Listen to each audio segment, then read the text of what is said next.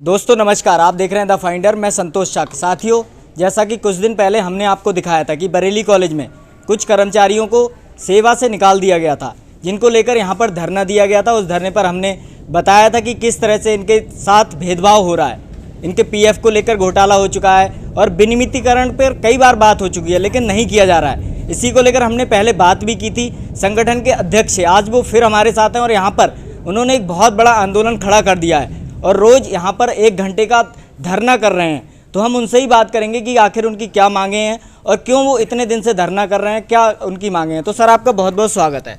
सबसे पहले मेरा सवाल है कि आप लोग क्यों आखिर ये जो धरना आपने क्यों एक्सटेंड किया है? हम लोगों ने 4 जनवरी से यहाँ पे अनिश्चितकालीन आंदोलन 2 मांगों को लेकर के शुरू किया है। पहली मांग है बरेली कॉलेज बरेली को राज्य या केंद्रीय विश्वविद्यालय बनाया जाए और दूसरी मांग है विगत 15-20 वर्षों से कार्यरत 162 अस्थायी कर्मचारियों को नियमितीकरण किया जाए।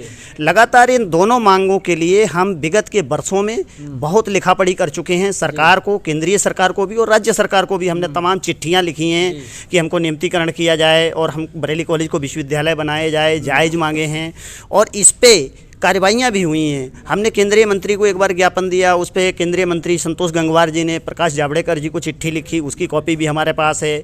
और जो महाविद्यालय के प्रबंध तंत्र है उसके द्वारा नियमितीकरण के संबंध में कई बार पत्र लिख के शासन को गए हैं। शासन में फाइल चल रही है। हम लोग एक बार उत्तर प्रदेश शासन में उच्च शिक्षा सचिव से भी मिलने के लिए लखनऊ गए, उच्च शिक्षा मंत्री से हमारी मुलाकात हुई। फाइल आगे बढ़ रही है और इसलिए देखा जाए कि हमारी मांग बहुत ज़रूरी है। दोनों मांगे विश्वविद्यालय बनाने के लिए यूजीसी की गाइडलाइन है 100 वर्ष पुराने महाविद्यालय को विश्वविद्यालय बन जाना चाहिए और हमारा महाविद्यालय जो है 183 वर्ष पुराना है और इंफ्रास्ट्रक्चर के आधार पर भी सारे मानक पूरे करता है जिसको विश्वविद्यालय बनाने के लिए। विश्वविद्यालय बनाना नहीं बनाना ही तो सरकार तय करेगी जी।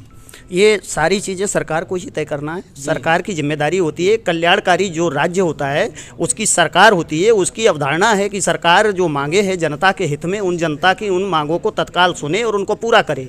और कल्याणकारी राज्य के रूप में जो मांगे हैं हमारी, वो जनता की मांग है, क्योंकि हम भी जनता का हिस्सा हैं। हमको नियमित हो जाना चाहिए, नौकरी स्थायी होनी चाहिए। 20 वर्षों के बाद भी रेगुलर नहीं हो पा रहे हैं, हमारी आवाज़ कोई नहीं सुन रहा है। और बरेली कॉलेज जो महाविद्यालय है उसको विश्वविद्यालय बनने का काम सरकार ही करेगी, लेकिन चूंकि यहाँ की आवाज़ नहीं उठ रही थी तो इसको हमने लगातार अनिश्चितकालीन आंदोलन के रूप में शुरू किया है। तो जो आपकी विनियमितीकरण की मांग है जी, उस पर आपकी क्या मांगे हैं? या 2-3 बार आपने बताया कि हो भी चुका है ऐसा? विनियमितीकरण की जो मांग है हमारी, तो सरकार, चूंकि सरकार की एक नियमावली है। अभी यहाँ पे महाविद्यालय के अंदर तमाम शिक्षकों को विनियमितीकरण किया गया है जो मानदेय पर कार्यरत थे।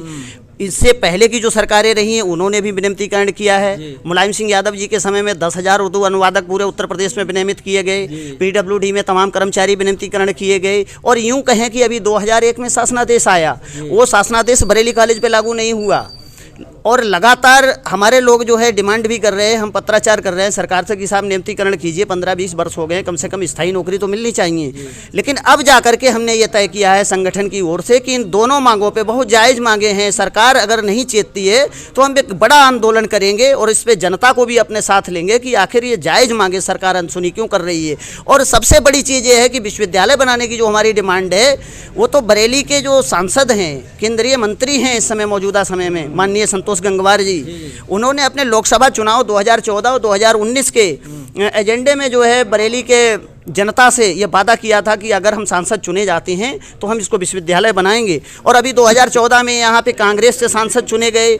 पूर्व सांसद प्रवीण सिंह ऐरन ने भी अपने घोषणा पत्र में कहा था कि हम इसको विश्वविद्यालय बनाएंगे। और मैं ये मानता हूं कि बरेली शहर का हर शहरी जो इस बरेली कॉलेज में पढ़ा है, जो इससे जुड़ा है, जो बरेली कॉलेज को शान और मान बताता है, हर शहरी की ये आवाज़ होगी कि इसको विश्वविद्यालय बन जाना चाहिए। ये तो जैसे राजनीतिक मुद्दा है, लेकिन जो विनियमितीकरण का मुद्दा है उस पर आप कब तक आंदोलन करेंगे? सुनिए, कोई मुद्दा राजनीतिक नहीं है और ना यहाँ हम कोई राजनीति कर रहे हैं। विश्वविद्यालय बनाने का मुद्दा भी राजनीतिक नहीं है, क्योंकि सरकार के काम है तमाम चीज़ों के काम करना और विकास से जुड़ा हुआ मुद्दा है। विकास के मायने में आता है नए विश्वविद्यालय बने, विकास के क्षेत्र में आता है नए डिग्री कॉलेज खुले। तो विश्वविद्यालय बनाने की हमारी डिमांड बहुत जायज़ है और हम इस पर लगेंगे और संघर्ष करेंगे, बहुत ज़बरदस्त संघर्ष करेंगे। अब तो इसकी शुरुआत है। बरेली कॉलेज में हमने अपनी मांगों के लिए, अपने कर्मचारियों की सेवा बहाली के लिए इस महाविद्यालय का लॉक 2-2 बार बंद किया। और वो लॉक खुला नहीं जब तक सेवा बहाली किस नहीं किस से समर्थन मिल रहा है अपने इन मांगों के? अभी आज हमारे बीच में तमाम संगठन आए हैं, आम आदमी पार्टी आई है, उन्होंने समर्थन किया है, सारे साथी मौजूद हैं।